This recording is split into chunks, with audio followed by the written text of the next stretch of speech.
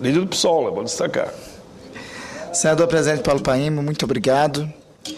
Queria, antes de iniciar, fazer um registro. Estava aqui ao lado, tendo a honra de receber a Federação Nacional dos Policiais Federais, a entidade máxima representante dos policiais federais do Brasil, e fazer o registro do presente que recebi da Federação, o Inquérito Policial no Brasil, uma pesquisa empírica organizada pelo Michel Misse e também com contribuições de Arthur Costa, Joana Vargas, José Raton e Rodrigo de Azevedo. Uma importante contribuição para nós modernizarmos o nosso inquérito policial no país, que faço questão de inaugurar esse debate com a Federação Nacional dos Policiais Federais, em um debate que, no meu entender, senador Paim, o Congresso Nacional tem que enfrentar. Mas, senhor presidente, hoje, 17 de abril, dia do aniversário do massacre de Eldorado dos Carajás, hoje na nossa Comissão de Direitos Humanos, tivemos uma sessão para fazer lembrança e referência a essa data e para lembrar em especial o que não avançou de 1996 para cá. Depois de amanhã, 19 de abril, a data definida e intitulada desde o Decreto-Lei 5540 de 1943, do presidente Getúlio Vargas, como Dia do Índio. A denominação, inclusive, Dia do Índio, é inadequada. É uma denominação organizada, encontrada pelos europeus para destinar aqueles que são os povos originários, aqueles que são os povos que estavam aqui antes da chegada do branco português. Na última terça-feira, o plenário da Câmara dos Deputados foi ocupado por mais de 600 representantes de 73 povos, de várias organizações indígenas de todo o Brasil, de todas as regiões do Brasil. Esse fato, senhor presidente, me faz lembrar uma poesia de Bertolt Brecht, que nos alerta para o fato de que o rio que tudo arrasta se diz que é violento, mas ninguém diz que violentas são as margens que o oprimem. Os povos indígenas têm razões de sobra para caracterizar o momento atual como de riscos profundos, de retrocessos a direitos arduamente conquistados na Carta Constitucional de 1988 e em tratados internacionais como a Convenção 169 da Organização Internacional do Trabalho e a Declaração da ONU sobre os direitos dos povos indígenas. O principal ataque que vem sofrendo os povos indígenas é do atual modelo de desenvolvimento vigente que em nosso país tem priorizado. Um modelo que tem sido priorizado como agroextrativista e exportador, altamente dependente da exploração e exportação de matérias-primas, em especial de commodities agrícolas e minerais. Para viabilizar esse modelo, o caminho buscado a implementar é a qualquer custo a realização de obras de infraestrutura nas áreas de transporte e geração de energia, tais como rodovias, ferrovias, hidrovias, portos, usinas, hidrelétricas, linhas de transmissão. Estas obras, muitas vezes e quase sempre, sem reconhecer o direito dos povos originários. Isso supõe e potencializa sobremaneira a disputa pelo controle do território no país e explica o fato de alguns setores políticos e econômicos de interesses vinculados a grandes mineradoras, a grandes empreiteiras, se articularem para avançar com o intuito de se apropriar e explorar os territórios indígenas, dos quilombolas, dos camponeses, das comunidades tradicionais e das áreas de proteção ambiental. O objetivo desse ataque, senhor presidente, me parece claro. Em primeiro lugar, Esses setores querem inviabilizar e impedir o reconhecimento e a demarcação das terras indígenas que continuam usurpadas na posse de não-índios. Alguns números ilustram isso para nós, senhor presidente. No Brasil, nós temos 1.046 terras indígenas. Dessas 1.046 terras indígenas, apenas 363 estão regularizadas. 335 terras estão em alguma fase do procedimento de demarcação. E 348 são reivindicadas pelos povos indígenas no Brasil. Até o momento, lamentavelmente, não tem tido, por parte do governo e da sua instituição, a FUNAI, providências a fim de dar início aos procedimentos para esta demarcação. Em segundo lugar, outra tentativa contra os direitos dos povos indígenas é a busca por reabrir e rever procedimentos de demarcação de terras indígenas já finalizados.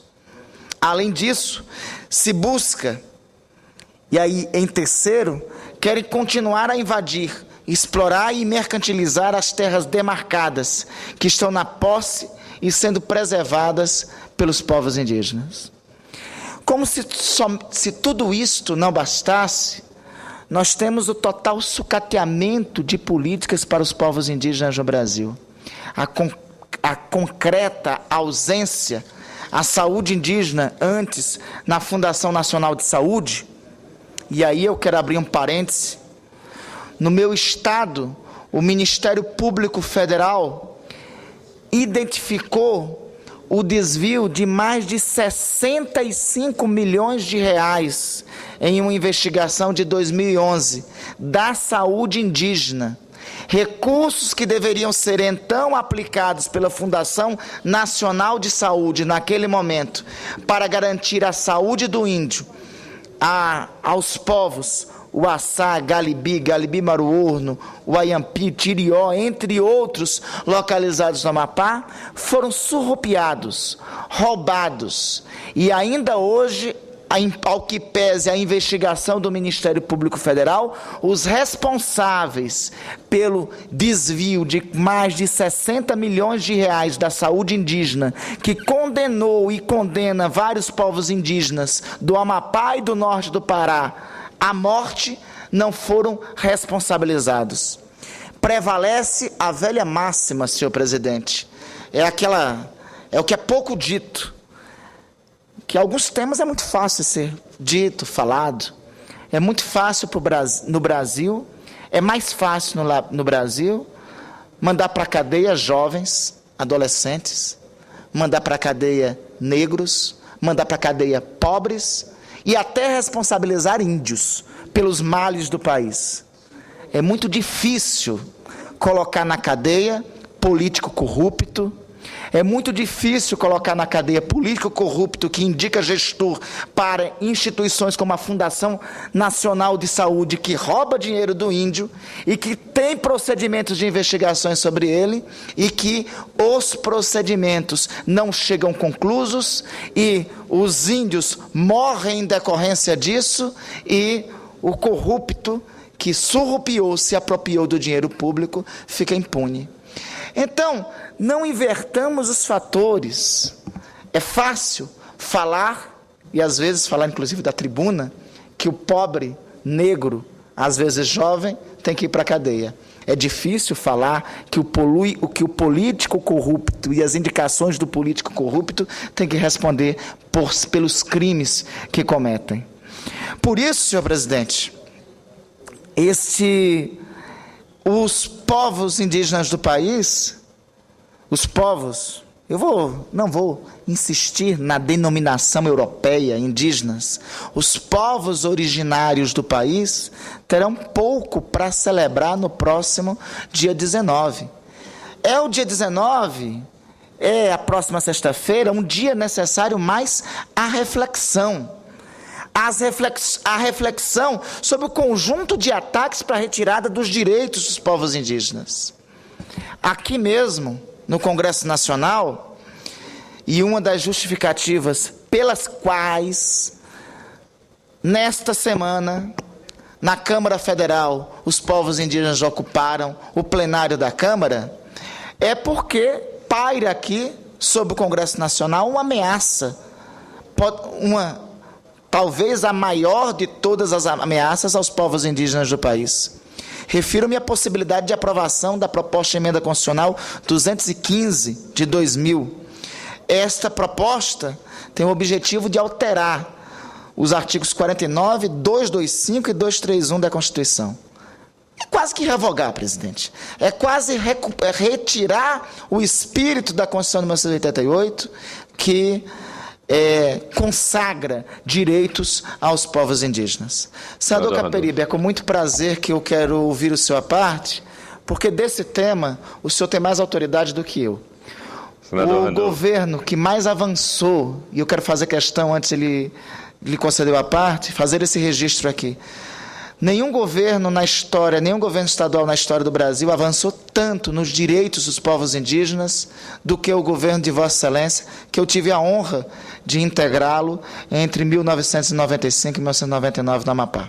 Vossa Excelência deixou entre 1995 e 2002 no Amapá. Vossa Excelência saiu do governo do Amapá. Vossa Excelência assumiu o governo do Amapá em 1995, com os povos indígenas totalmente esquecidos, como os povos indígenas, como o conjunto das populações indígenas, Tirió, Uaiampi, em especial os Uaiampis. Os Uaiampis não existiam no Amapá até o governo de Vossa Excelência. Os Uaiampis foram reconhecidos e tiveram protagonismo a partir, e existem hoje ainda, devido às políticas públicas do governo de Vossa Excelência, para mantê-los vivos, que era um povo que já estava em extinção. Tiriós, Uaçás e tantos outros povos indígenas ainda sempre têm lembrança do governo de Vossa Excelência. Vossa Excelência iniciou o seu governo em 1995, sem o conjunto das terras indígenas demarcadas no Amapá, e saiu do governo em 2002 com o conjunto sendo o Amapá o primeiro estado do Brasil a ter todas o seu território indígena demarcado. E foi isso devido ao esforço de Vossa Excelência e à cobrança de Vossa Excelência. Antes de lhe conceder a parte, eu não poderia deixar de fazer esse registro. Muito obrigado, senador Randolfo.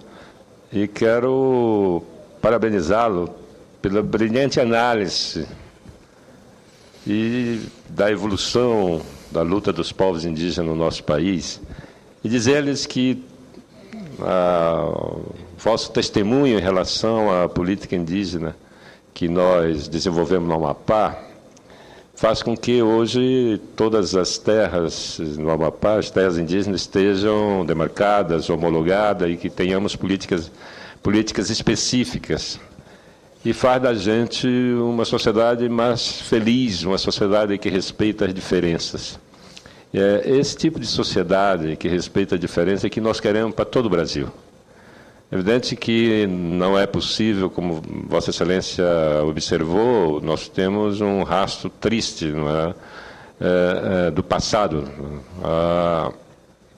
Esse é um país que praticou genocídio em relação às populações indígenas. E se não é possível reparar o passado, mas o presente, sim. Nós podemos melhorar o presente e garantir o futuro dessas comunidades que ainda sobrevivem em situações penosas. E quero manifestar e agradecer, claro, pelas palavras. Eu estava falando aqui para o senador Luiz Henrique, que Vossa Excelência foi nosso secretário de Juventude aos 21 anos. A precocidade de Vossa Excelência é notória. E lhe parabenizar pela matéria, não é, que apareceu na revista Carta Capital, lhe colocando numa posição de destaque e de surpresa agradável na política. Eu também queria parabenizar a revista, porque da política e dos políticos, em geral, a gente ouve desqualificação. E é muito raro, não é, que uma publicação importante dedique várias páginas para destacar a atuação política, o desempenho, né, o brilhantismo de Vossa Excelência, do deputado Tiririca, do deputado Jean Willis e também do deputado Romário. Eu fico muito feliz quando a gente tem não é, esse destaque na política, porque eu considero a política um instrumento fundamental, decisivo para a sociedade, um instrumento de mudança, pode provocar avanço, claro que também pode provocar retrocesso. E, nesse aspecto, nós vivemos no país, em relação à causa indígena, um momento preocupante, um momento de retrocesso, e a expectativa é que a gente ponha a mão na consciência e, enfim, reafirme que esse país só será uma democracia, só será um país que garanta um povo feliz e convivendo com tranquilidade quando respeitar as diferenças entre elas, a diferença entre essa civilização e a civilização indígena que insiste penosamente em conviver conosco. Muito obrigado. Eu que lhe agradeço, senador Capiberibe. Senador Luiz Henrique, tenho o maior prazer em lhe ouvir. Posso fazer um acréscimo? Pois não. Simplesmente para dizer a Vossa Excelência que Vossa Excelência é o símbolo do Senado que nós queremos. Um Senado embasado, um Senado que vai ao fundo das questões, que aprofunda o debate, um Senado lúcido, um Senado criativo, um Senado propositivo, um Senado capaz de construir leis justas e sábias para o nosso país. Parabéns a Vossa Excelência. Eu fico mais do que lisonjeado pelas duas considerações, vinda principalmente de dois governadores que fizeram o melhor para o povo dos seus estados. Em um especial, sou testemunha disso porque sou quase, eu diria, cúmplice, porque participei do governo e tive a honra de participar da bela obra que foi no governo do Amapá. Fico honrado, senador Luiz Henrique, pela consideração de Vossa Excelência e pela história e trajetória política que Vossa Excelência tem desde o então MDB na luta pela democracia. Senador Capiberibe, eu ontem ainda brincava aqui, uma das coisas que ontem nós votamos aqui, o Estatuto da Juventude. E a luta por Estatuto da Juventude teve um capítulo central e um capítulo primeiro. Teve um capítulo primeiro quando tive a honra de ser escolhido por Vossa Excelência, secretário de Juventude do vosso governo. Eu já dizia, dizia ainda ontem, é um ato de extrema ousadia um governador convidar um garoto de 20, 21 anos para ser secretário de Estado. E tive a honra de ser secretário de Juventude do vosso governo, e muito do que nós aprovamos ontem tem muito a ver com o que nós construímos no Amapá no vosso governo, senador João Capiberibe. Faço questão de, destaquei isso ontem, faço questão de reiterar isso daí, e reiterar em especial a construção comum, a honra que tive da construção comum, do processo que tivemos no Amapá entre 1995 e 2000. Mas, senhor presidente, para concluir, de fato, eu queria alertar dois temas. A proposta de emenda constitucional 215 de 2000, essa proposta de emenda constitucional, na prática, retira da Constituição da República as prerrogativas de que toda a legislação em relação aos povos indígenas, toda a matéria relativa aos povos indígenas, seja apreciada pelo Congresso Nacional. Transfere isso para o Executivo, para o governo federal, para os governos estaduais. Me parece uma temeridade, senhor presidente, e isso sair do controle do Legislativo.